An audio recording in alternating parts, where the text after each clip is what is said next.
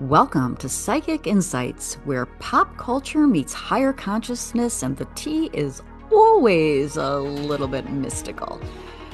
I'm Robin Richardson, your psychic girlfriend, and around here we don't just watch the drama unfold, we read the energy behind it, whether it's celebrity scandals, reality TV, chaos, or true crime with a twist. I'm tuning in to bring you the intuitive scoop the headlines miss. So buckle up, because your aura's about to get entertained.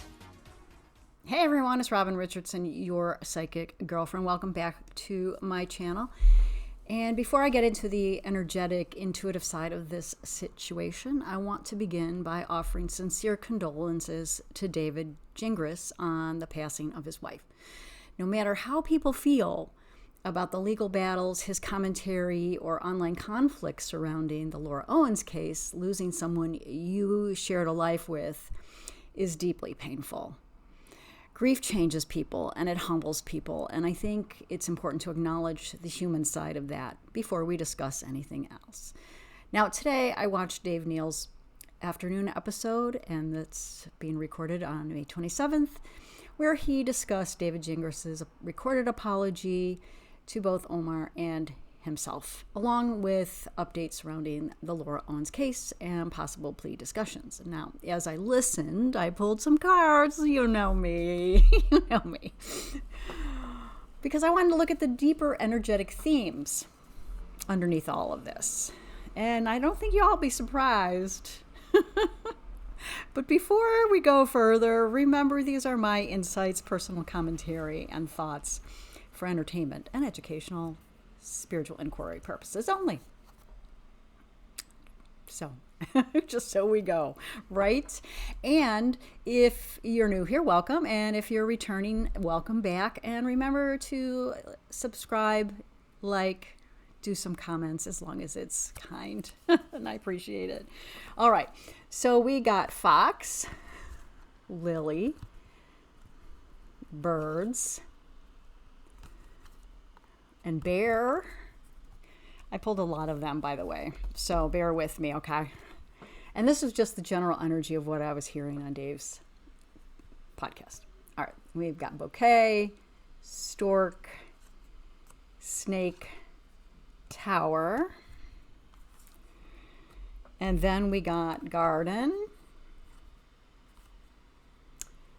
heart, crossroads, ship. Did I do ship? Crossroads. I don't know where my ship went. Ship, fish, and tree. Okay. We had house in there too. Okay. So anyway, a lot of cards. Spread said a lot. And let's talk about David Gingras and the apology energy, because I know people are probably thinking, is that genuine?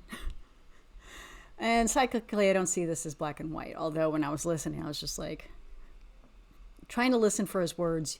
You know, I hope Jack Fox comments, because I've learned so much from him and listening to the words. But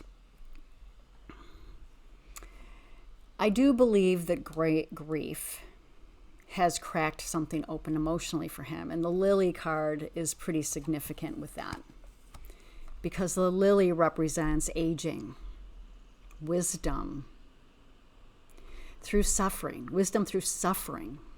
mortality, reflection, and what really matters at the end of the day. And it feels like someone who's being forced to confront life from a completely different lens right now.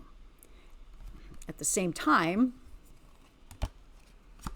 fox and bear together tell me, remember fox strategy and image management with bear and ego involved. Fox is survival. Okay, and bear is power, control, dominance, and reputation. So it doesn't surprise me that these two showed up in this episode, or in this spread. All right, well, then we had the birds. Remember, we have the birds, which is nervous chatter, nervous communication, which we see a lot with him, I think. Public chatter, anxiety, and pressure. So energetically, this apology doesn't feel fully manipulative, but it also doesn't feel fully surrendered either. It feels layered. And, David's a layered guy. So, it feels like, yeah, I know I crossed the line. I know things escalated, but I'm still struggling to fully own all of it, which is why I think that someone putting this apology or even this on his blog as a video just kind of like is a head scratcher for me, because I'm like, and many of you probably share this thought. Does this apology land as genuine? And it is genuine-ish, okay? And I think two truths can exist at the same time. But someone could be grieving deeply and still not fully accountable, and someone can want peace while still holding on to parts of their pride and identity. And honestly, I think that's what we're witnessing. So I'm not going to kick a man when he's down, and I certainly hope that this is the start of a true transformation, because words matter, but behaviors matter more. And I personally would have loved to just seen him go and take care of his business and come back with that transformation energy. But that's me. All right. So now let's talk about our girl, Laura Owens. Okay.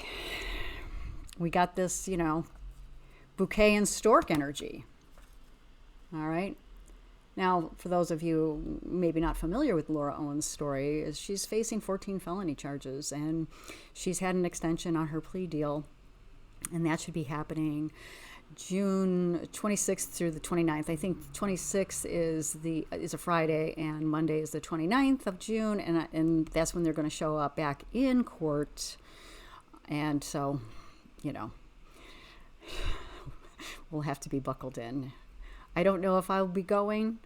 You never just know. You never know. I have a pretty busy June. But anyway, the cards, bouquet and stork, initially suggest attempts at reinvention, transition, presenting a softer narrative. And this could absolutely connect to the discussions around mitigation, psychological evaluations, as mentioned in Dave Neal's podcast. So, go and listen to his podcast. Plea negotiations, or trying even to reposition the story from a malicious actor to someone deeply struggling, which is the strategy I would probably go with, right? Anyway, then we got snake, and that changes everything. What do y'all think snake means? I'll tell you. Snake says the manipulation energy has not fully left the chat. So it doesn't necessarily mean that everything is consciously malicious, but it does suggest distortion, self-deception, narrative weaving, and complicated emotional patterns that are still active here. Then we move to the Tower in the garden. I'm sorry, you just can't make this up. I love these freaking cards. Okay. The Tower is courts, institutions, isolation, authority, and consequences. Garden is public exposure, media, community, and the collective audience, us. This case is no longer just personal. It has become symbolic, not just to the victims, but for all of us, right? It represents larger conversations about truth, manipulation, accountability, victimhood, victim narratives, online commentary, and the abuse of systems. And we have seen this last couple weeks being out in the forefront. I'm telling you. All right. I got way too many cards in front of me. And then we have the heart and the crossroads. The heart, crossroads, all right? Which feels like a major soul level decision point. We've been talking about this, right? I honestly believe Laura is approaching a moment where she either accepts reality on some capacity or doubles down into a deeper denial and narrative protection. And I'm not fully convinced she has reached true accountability. I don't think we all have. because the energy still feels divided, the crossroads. So she may not go for this plea deal, but, we'll see. And that's the funny thing about energy, right? All right, so then we have my final cards, which is the house, the ship, the fish, and the tree. And this does not feel like one court case and life moves on. It feels like long-term restructuring. The house speaks to foundational patterns, her family systems, emotional conditioning. Ship is the transition. Okay. Distance, leaving an old identity behind. Fish points to financial pressure, resources, survival, and legal costs. And the tree is long-term consequences, karmic roots, psychological patterns, and things unfolding slowly over time. Tree as the final card is important because tree is never fast energy. So the spread says the consequences are long-term. The emotional and psychological unraveling is long-term. The emotional and rebuilding process, if it happens, will also be long-term.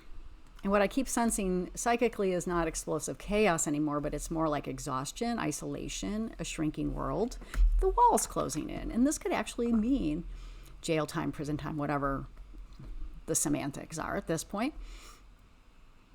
And honestly, underneath all of this, the deeper spiritual lesson feels connected to truth versus narrative, ego versus accountability, performance versus reality, and what happens when shadow material becomes public.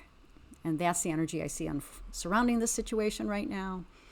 Again, these have been my intuitive impressions, and I hope you enjoyed it. And if you like this kind of content, like and follow, subscribe, ring the bell, and comment as long as it's kind. And I'm Robin Richardson, your psychic girlfriend, and I will see you in the next one.